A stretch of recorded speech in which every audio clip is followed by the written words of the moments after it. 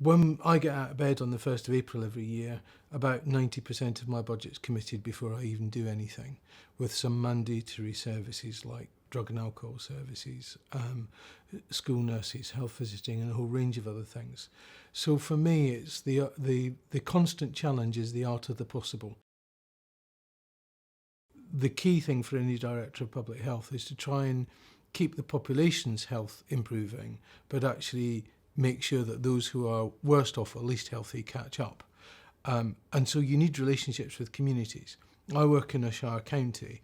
I couldn't do my job without working with the 10 district and borough councils. I just couldn't. I wouldn't get stuff done. An area as big as Hertfordshire and a topic as big as keeping people healthy as long as possible, you need to build alliances, otherwise you won't get the job done. You can't do public health without working with district councils. They are the real leaders in sport and physical activity, and they are actually crucial to public health. And we thought this project would help us work together with district councils and with the sports partnership and with the voluntary sector and sports clubs. The second thing is we thought we'd get some expertise that we didn't have in public health, and that we would get some people who sat between the sport and the public health world and could interpret one to the other. And we were right, we did get that.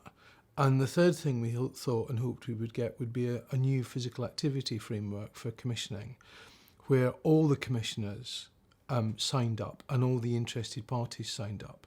So for us, there were some really strong attractions to the project, and it delivered, and we're really glad we got it. We were very lucky, and it's been great.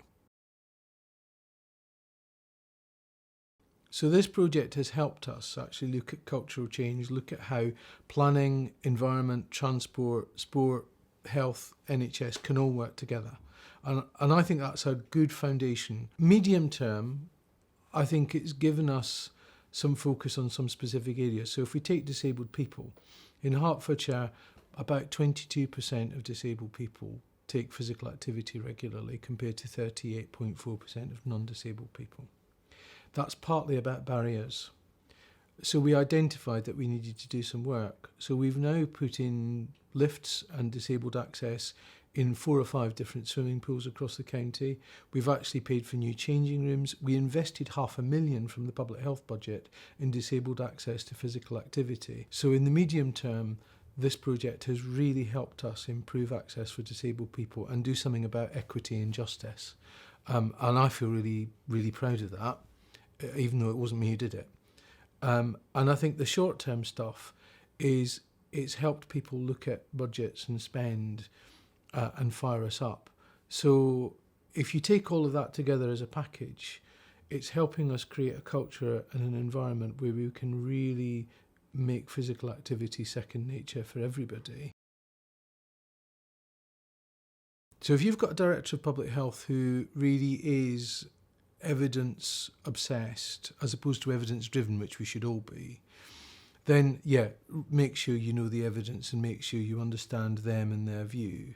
If you've got a director of public health who is much more strategic, then make sure you get inside their head and find out what it is they want to do. Read Exercise or Physical Activity, The Miracle Cure, the piece of work done by the Royal Academy.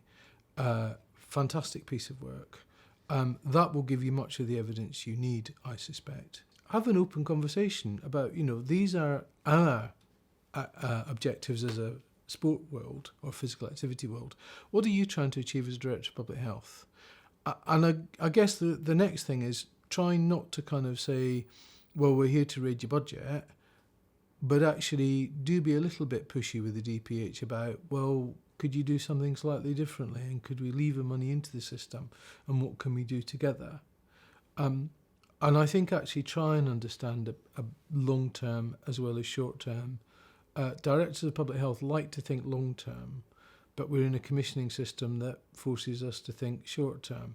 I think we could liberate ourselves from that, and I think the sports world could help us. So those would be my golden rules about building a relationship.